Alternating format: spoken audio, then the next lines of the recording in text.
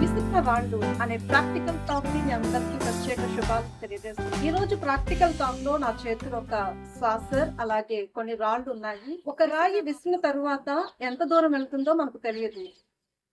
ఆ రాయి విసిరిన తరువాత మరలా తిరిగి రావు. అలాగే కొన్ని మాటలు విసురుతున్నప్పుడు అవి తిరిగి రావు. అవి చాలా బాగా పనిచేస్తాయి.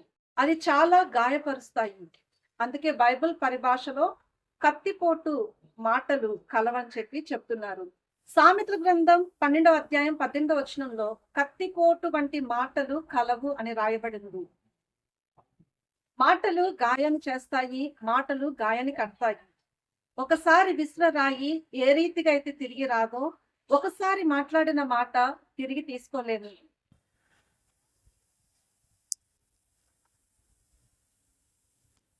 ఒక రాయిని వేసినటువంటి భారాన్ని బట్టి అది అంత దూరం వెళ్ళింది. అలాగే ఒకసారి వదిలిన మాట ఎంత దూరం వెళ్తుందో తెలియదు. కాబట్టి విసిన రాయి తిరిగి రానట్లుగాని వదిలిన మాట తిరిగి రాదు.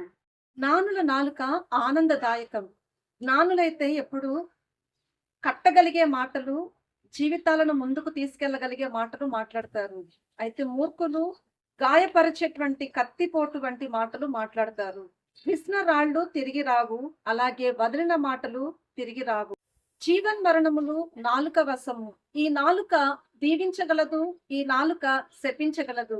మన నోటి మాటలను బట్టి అవి శాపగ్రస్తముగా ఉన్నాయా లేకపోతే జీవదాయకంగా ఉన్నాయా అనేది తెలుస్తుంది. యాకోబు భక్తుడు అందుకనే నాలుకను చిచ్చుల పెట్టే అవయవమని పేర్కొనడం జరిగింది.